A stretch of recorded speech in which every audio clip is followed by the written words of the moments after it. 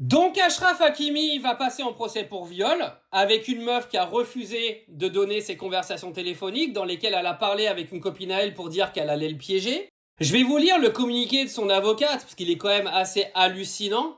Clairement, quand on va lire et qu'on va comprendre les tenants et les aboutissants, on est quand même dans l'hallucination totale.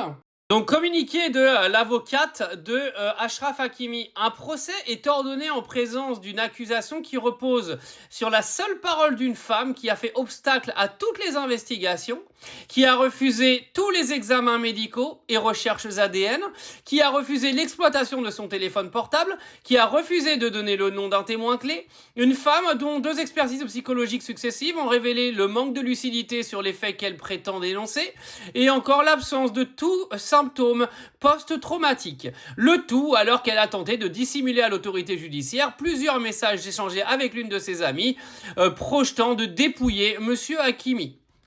Quand même hallucinant.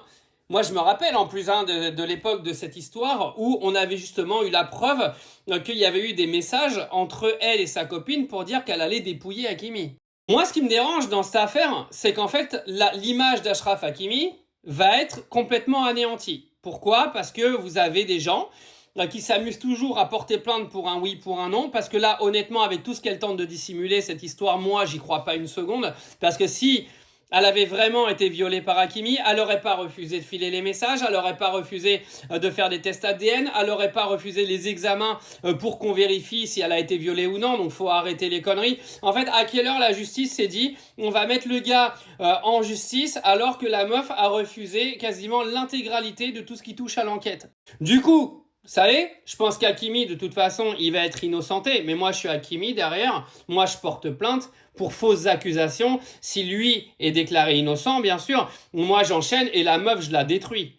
Moi, je vous le dis tout de suite, parce que si la meuf, elle porte plainte contre lui, alors que c'était juste, en fait, une sorte de guet-apens avec sa copine pour soutirer du fric à Hakimi, moi, derrière, je suis Hakimi, je l'anéantis, la gonzesse. Moi, je te le dis tout de suite. Alors j'espère pour elle qu'elle a la moindre preuve que c'est arrivé. J'espère pour elle qu'elle va gagner en justice parce que je pense que derrière, elle va se faire éclater. Déjà, elle va se faire éclater médiatiquement, même si malheureusement, comme on touche à un joueur de foot, malheureusement pour lui, Achraf Hakimi, quoi qu'il arrive, même s'il sort innocent de l'affaire, il y en a qui diront qu'il s'en est sorti grâce à l'argent, naturellement, comme d'habitude. Parce qu'à partir du moment où vous mettez une star devant les tribunaux médiatiques, parce que c'est les tribunaux médiatiques qu'on appelle ça, les gens vont trouver en fait l'argument de dire qu'il va s'en sortir juste parce que c'est une vedette en fait. Alors ça se trouve le mec il a rien fait et il va se faire salir son honneur par une meuf qui a refusé en fait de divulguer ses messages de son téléphone portable et une meuf qui en gros a complètement fait obstacle à l'enquête depuis le début. Moi je trouve ça absolument scandaleux.